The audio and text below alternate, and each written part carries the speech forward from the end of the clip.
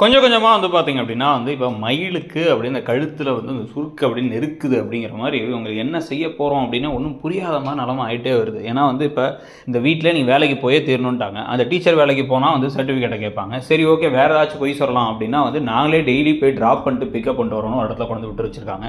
So அதில் வந்து பார்த்திங்கன்னா வந்து இவங்க ஏதோ கன்சல்ட்டிங் அதுக்கப்புறம் டேட்டா என்ட்ரி அந்த வேலை இந்த வேலைலாம் சொல்லிகிட்டு இருக்கும் பொழுது இப்போ வந்து பார்த்திங்க அப்படின்னா வந்து அதெல்லாம் இல்லாமல் இவங்க கடைசியில் செய்கிற வேலை சர்வர் வேலை.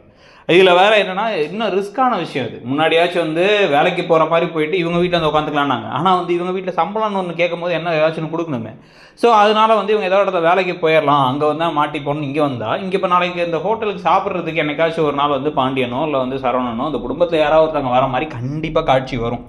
அது வரைக்குமே வந்து இவங்களுக்கு இன்னும் ரிஸ்க் ஜாஸ்தியாக தான் இருக்குது. ஆனால் அதுக்கு முன்னாடி அங்கே வந்து ரொம்ப போனதுக்கப்புறம் ஏதோ டீச்சர் வேலைக்கு போகிற மாதிரி வந்திருக்கீங்க அப்படின்னு எல்லோரும் இங்கே கிண்டல்லாம் பண்ணுறாங்க. உடனே இவங்க என்ன பண்ணுறாங்க அப்படின்னா வந்து கோட்டை கொடுத்து அதுக்கப்புறம் அந்த தலையில் வந்து அந்த இதெல்லாம் போட்டு அந்த ஃபுல்லாக சர்வர் மோடுக்கே போய் அவங்க வந்து பரிமாறிட்டு இருக்காங்க. இதுக்கு நல்ல அவங்க அம்மா கால் பண்ணாங்கன்னு ஃபோன் எடுத்து அந்த வேலை நேரத்தில் ஃபோன் எடுக்கிறவெல்லாம் வச்சுக்காதம்மா அப்படின்னு வந்து மேனேஜர் வேறு சொல்லிட்டு போயிடுறாரு.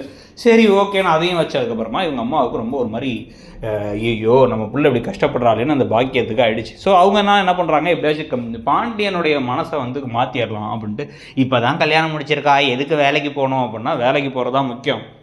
முன்னாடி நான் வேலைக்கு அனுப்புறேன்னு சொல்லிட்டு இப்போ புலம்புறா கோமதி. அந்த மாதிரி 4 பேரை வந்து தங்கமயில் வாழ்க்கையில் புலம்பிடக்கூடாது. அவ்வளோ தூரம் படித்த பொண்ணு, எங்கள் வீட்டிலேயே வந்து அதிகம் படித்த பிள்ளை அது பிள்ளை தான். ஸோ அதனால் வந்து வேலைக்கு பிடிச்ச வேலைக்கு போய் சந்தோஷமாக இருக்கட்டும். அது நீங்கள் அதனால் அந்த மாதிரிலாம் இது பண்ணாதீங்க. பிள்ளைங்களுக்கு எப்பயுமே பெண்களுக்கு சுயமரியாதை ரொம்ப முக்கியம்.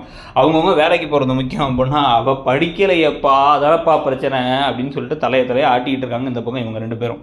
ஸோ இப்போ வேறு வழி இல்லாமல் வந்து இப்போ தங்கமயிலுக்கு நிறைய ஆப்புகள் சுற்றி முற்றி ரெடி ஆகிட்டு இருக்கு. நமக்கு தெரிஞ்சு தங்கமயிலுடைய உண்மையை முதல்ல கண்டுபிடிக்க போகிறது சுகன்யாவாக தான் இருக்க போகுது.